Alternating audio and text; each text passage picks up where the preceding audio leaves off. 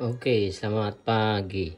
Saya akan mulai lanjutkan lagi untuk materi proyek manajemen atau manajemen proyek. Ya, hitungannya kali ini akan menggunakan teknik yang berikutnya. Langsung aja kita mulai. Oke, kali ini akan menggunakan teknik PERT. Teknik manajemen proyek dengan menggunakan PERT itu adalah program Evaluation and Review Technique, adalah teknik manajemen proyek yang menggunakan 3 perkiraan waktu untuk setiap aktivitas. Nah, di video sebelumnya itu perhitungan saya hanya menggunakan 1 perkiraan waktu untuk setiap aktivitasnya. Kali ini teknik PERT itu menggunakan 3 perkiraan waktu ya. Apa saja perkiraan waktu? Adalah ada 3 perkiraan waktu, yaitu satu, yang pertama lah waktu A atau waktu optimis, yaitu waktu yang dibutuhkan oleh sebuah aktivitas jika sebuah berlangsung sesuai rencana, yaitu A, waktu optimis. Lalu berikutnya waktu B, waktu pesimis, itu waktu yang dibutuhkan oleh sebuah aktivitas dengan asumsi kondisi yang ada sangat tidak diharapkan, itu tadi waktu pesimis atau waktu B. Berikutnya waktu M atau waktu realistis, inilah perkiraan waktu yang dibutuhkan untuk menyelesaikan sebuah aktivitas yang paling realistis. Nah, dari 3 waktu ini kita harus tentukan 1 waktu aja ya untuk menghitung perhitungan di jaringan manajemen proyeknya menggunakan sebuah rumus ya. Rumusnya seperti ini, mencari T itu. Jadi kita harus mencari T-nya atau expected time-nya atau waktu yang diharapkan dengan rumus T sama dengan A ditambah 4 kali M ditambah B dibagi dengan 6. Itulah untuk mencari T-nya atau waktu yang diharapkan. Kemudian kita juga bisa ingin tahu mencari variasi waktunya dengan cara misalnya V sama dengan B dikurangi A dibagi 6 lalu dikuadratkan. Nah, kita mulai aja latihan soalnya seperti ini. Nah, di soal ini menggunakan teknik PERT ya. Jadi di video saya sebelumnya itu hanya teknik CPM atau 1 perkiraan waktu aja. Jadi di sini saya akan menjelaskan dengan 3 perkiraan waktu bagaimana cara mengerjakannya gitu ya. Nah, berikut ini adalah tabel aktivitas sebuah proyek dengan 3 perkiraan waktu penyelesaian masing-masing aktivitasnya. Jadi ada 3 perkiraan waktu. Lalu keterangan lain lah di sini ada dijelaskan aktivitasnya ada dari A sampai dengan G. Lalu di sini dijelaskan juga ada aktivitas pendahulu langsung. Artinya A ini bisa langsung dimulai dan A dan B bisa langsung dimulai karena tidak mempunyai aktivitas pendahulu langsung. Nah, beda dengan C. C ini bisa dimulai pekerjaannya jika A sudah selesai. Lalu D bisa dimulai pekerjaan jika B sudah selesai. Lalu E ini bisa mulai pekerjaannya jika C dan D itu telah selesai dikerjakan. Maka E bisa mulai pekerjaan. Nah, lalu F itu dari D, G dimulai dari E yang selesai dikerjakan. Sini berikutnya adalah informasi tentang keterangan 3 macam waktu ya. Ada A, M dan B. Nah, di sini yang A adalah 1, M2 dan B3. Nah, kita harus cari T-nya dengan rumus yang tadi ya. Itu 3 perkiraan waktunya. Lalu kita lihat di sini ada soalnya, pertanyaannya ada beberapa ini berikut. Jadi ada carilah T atau waktu yang diharapkan dan varian dari masing-masing aktivitas tersebut. Lalu buatkan diagram jaringan proyeknya dengan lengkap, kemudian tentukan select time-nya dan jalur kritisnya. Lalu berikan gambaran jalur kritisnya di dalam jaringan tersebut. Lalu kita harus mencari tahu, yang terakhir adalah kita mencari tahu berapa lama total waktu penyelesaian proyeknya ya. Pertama kita harus cari T dulu dari angka 3 perkiraan waktu ini, kita cari T-nya dulu. Nah, T-nya yang tadi dibahas sebelumnya bahwa T-nya didapat dari rumus ini. Dan ini kan ada A, M, B ya. T-nya adalah didapat dari T sama dengan A ditambah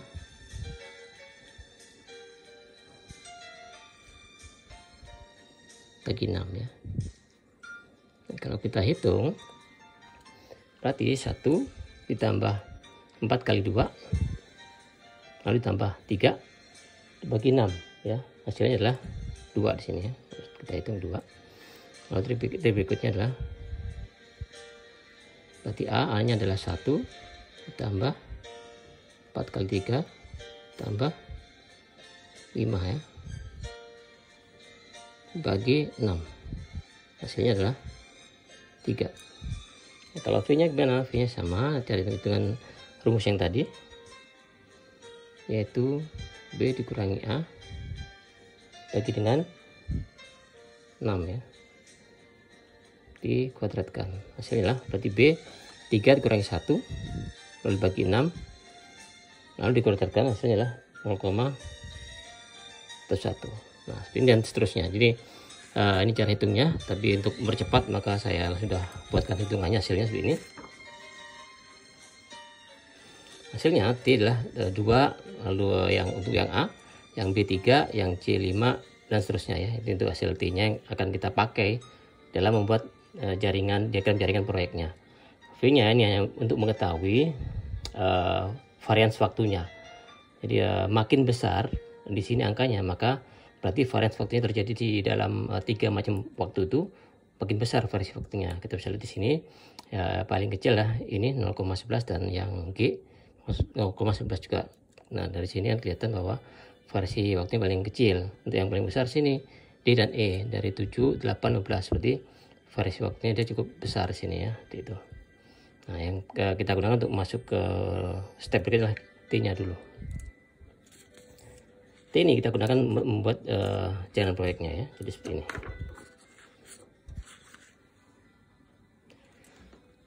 Nah ini sudah saya buatkan kebetulan jaringannya, gambarannya seperti ini supaya mempercepat video kali ini. Nah dari sini kita harus dulu arahnya ya, kita lihat sini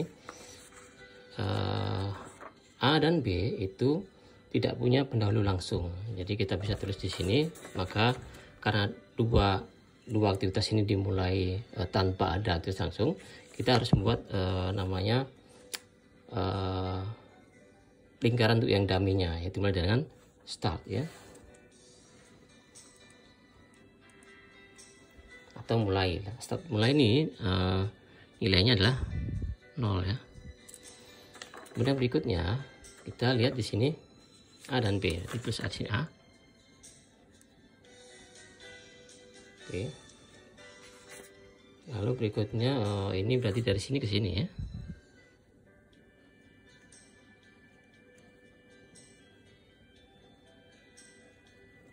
Dari start ke A, ada set dari start ke B. Berikutnya kita lihat di sini C dari A.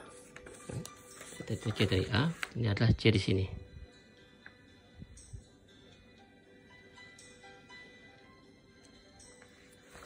Berikutnya kita lihat soalnya dari B ke D ya. Jadi di sini.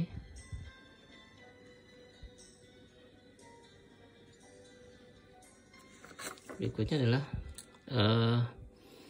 E dari C dan D. Jadi E-nya di sini.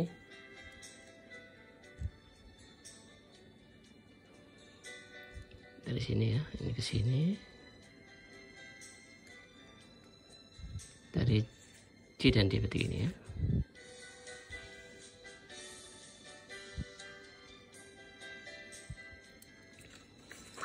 Berikutnya F dari D ya. Ini F di sini. Kemudian M dari D.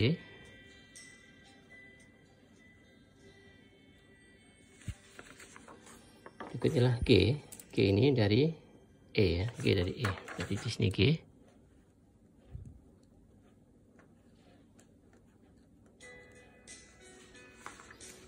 Nah, karena di akhir dari diagram ini ada dua aktivitas, yang mana di akhirnya ada dua aktivitas, maka kita harus buatkan satu titik dummy ya. Jadi sebutnya adalah N gitu ya, atau finish juga boleh.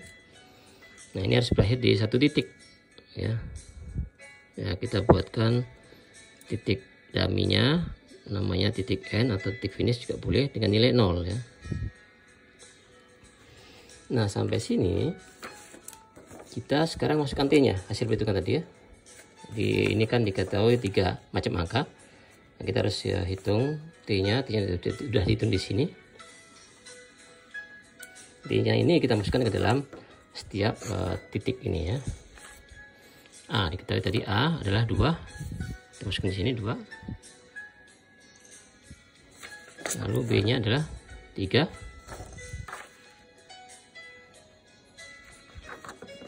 kemudian C nya adalah 5, kemudian D nya 9, lalu E nya itu 5, F nya 5 ya, dan G nya 2. F nya 5, G nya 2, 0. Nah dari sini kita baru bisa, ini udah masukkan sini semuanya ya. Dari sini kita mulai untuk menghitung diagram dalam manajemen proyeknya. Kita mulai dari sini ya, seperti yang sama dengan caranya di video saya sebelumnya. Ini kali ini kan menggunakan teknik BART hanya untuk mengetahui dari 3 perkiraan waktu itu, mencari T dulu, baru kita masukkan ke dalam diagram ini angkanya ya. Nah, kita mulai aja. Di sini 0, 0 ditambah 0 berarti 0 ya. 0 dibawa ke sini angkanya, ini adalah 0, 0 yang dari start dibawa ke yang B juga 0. Nah di sini kita tambahkan 0 ditambah 2 berarti ini adalah 2 ya. 0 tambah 3 adalah 3. Kemudian dari sini 2 dikirim ke C ya, di sini. Lalu 2 ditambah 5, ini hasilnya 7 taruh sini. Kita beralih ke yang B ke D sekarang. 3 ini, angka ini dipindah ke sini, dibawa ke sini. Dari 3 ditambah 9, hasilnya adalah 12 ya.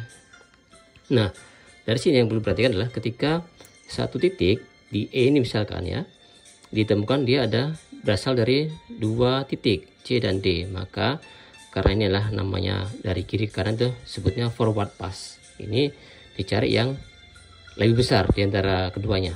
Jadi ini temukan adalah angkanya 7 dan 12. Kita pilih yang besar ya, yaitu 12. Kita tulis di sini. Jadi kalau temu seperti ini, kita cari angka yang besar itu kalau dari kiri kanan, itu namanya forward pass. Itu pilihannya adalah cari angka yang terbesar. Nah, dari sini 12 ditambah 5 hasilnya adalah 17 ya. Kemudian kita bergerak yang F. F ini angkanya dari 12 dikirim ke F, itu langsung dipakai saja karena hanya satu, asal dari satu aktivitas saja. Beda dengan E yang ada 2 aktivitas asalnya ya. Lalu dari E kirim ke G, nilai ada 17. 17 tambah 2 hasilnya 19. Lalu 12 yang F ini tambah 5 adalah hasilnya 17 ya. Kemudian ini ada 2, asalnya ada 2 titik, ada G dan F. Yang G nya 19, yang F nya 17. Nah ini kita harus pilih yang lebih besar ya. Ini adalah berarti 19. Berarti ini ditambahkan 19 tambah 0 adalah 19. Nah di akhir ini kita bisa menggunakan angka terakhir 19 dikirim ke bawahnya sini ya. Makanya tinggal pindahin aja. Dari sini. Dari sini ke kiri itu namanya backward pass ya. Itu perhitungannya nanti saya jelaskan lagi sedikit berbeda. Kalau dari kiri ke kanan, forward pass itu ditambahkan. Kalau dari kanan ke kiri, backward pass dikurangkan. 19 kurangi 0, terus ini 19 ya. Nah, 19 kita kirim ke sini ya.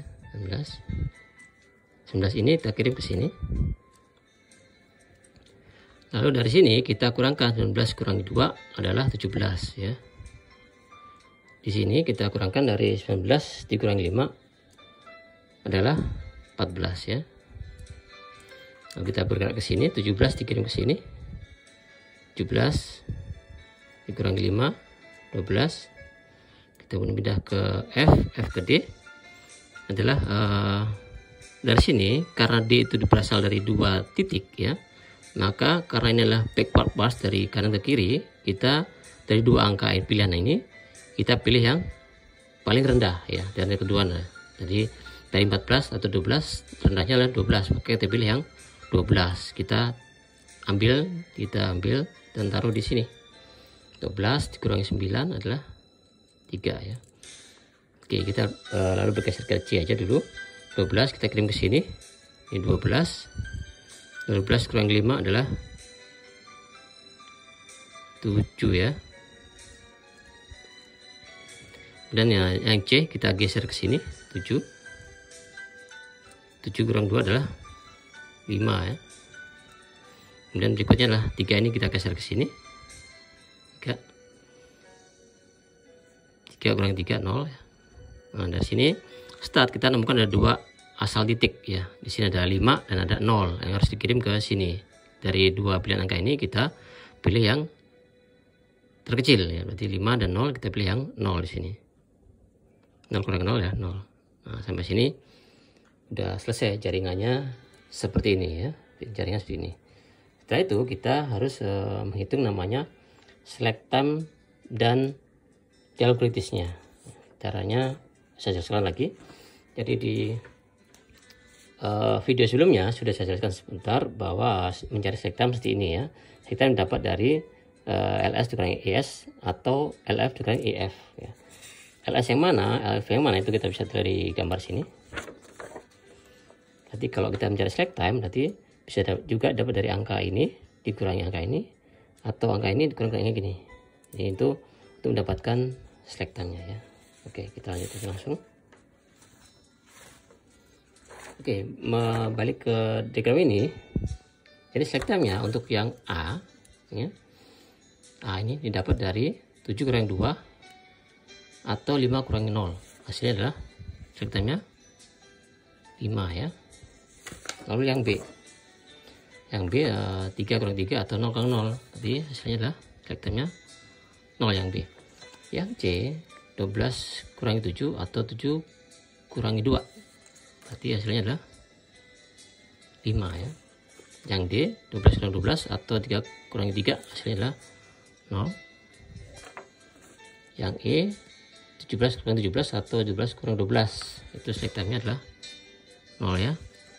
Lalu yang F itu yang F ini 14 kurang 12 atau 19 kurang 17 hasilnya adalah 2 ya. Select time-nya. Yang G 19 kurang 19 atau 17 kurang 17 berarti hasilnya adalah 0 ya. Nah sekarang kita tentukan jalur kritisnya. Jalur kritis dapat dari select time. Jika select time-nya 0 maka itulah jalur kritis ya. Lalu berarti yang A ini bukan jalur kritis atau tidak gitu ya. Kita terusnya. Yang B itu 0 select time, maka inilah jalur kritisnya 0. Ini tidak. Lalu yang D adalah ya. Yang E ya. Yang F tidak. Ini ya. Nah dari sini kita perlu gambarkan juga di sini ya.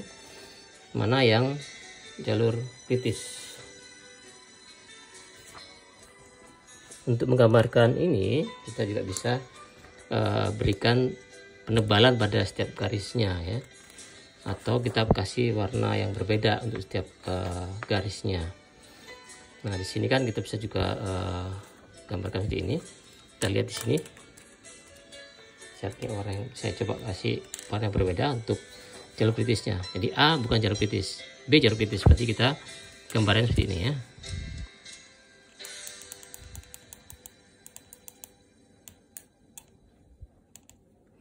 Inilah B jalur kritis. Kemudian berikutnya C bukan jalur kritis, tetapi yang ke D jalur kritis ya.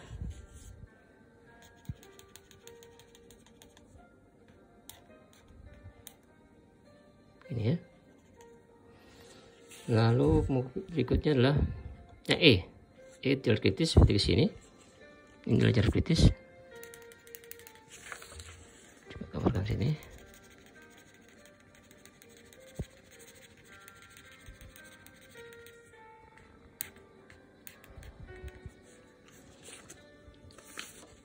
Lalu berikutnya adalah yang G jalur kritis nanti ke sini.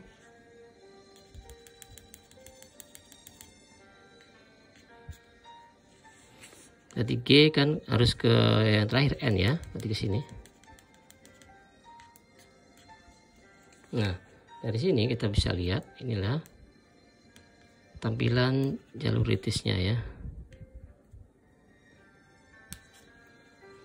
Dari sini kita bisa lihat tampilan jalur kritisnya di area ini. Artinya jalur ini tidak boleh terlambat, harus on time, karena kita ketahui slack time adalah 0, tidak ada waktu longgar ya. Jadi di sini harus on time. Ini sudah selesai. Kemudian kita cari tahu lama waktu penyelesaian proyeknya. Dapat dari mana? Jadi lama waktu penyelesaian proyeknya adalah dapat dari sini ya. Ketika kita lihat angka terakhir di titik terakhir adalah angka 19, maka 19 itulah jadi lama waktu penyelesaian proyeknya.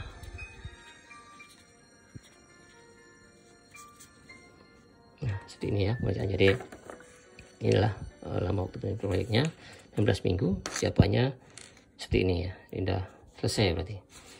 Jadi saya harap sudah paham cara pengerjaan dengan teknik BERT ini. Lalu kalian jika paham, kalian bisa juga latihan di soal yang telah saya buat ini di rumah.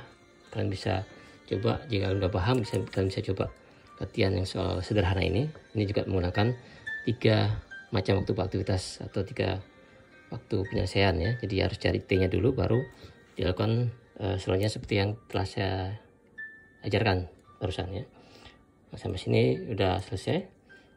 Silakan latihan dan semoga video yang bermanfaat. Ya, mudah-mudahan ada materi yang lainnya. Jika ada, saya akan buatkan lagi jika diperlukan. Sampai sini terima kasih. Selamat pagi.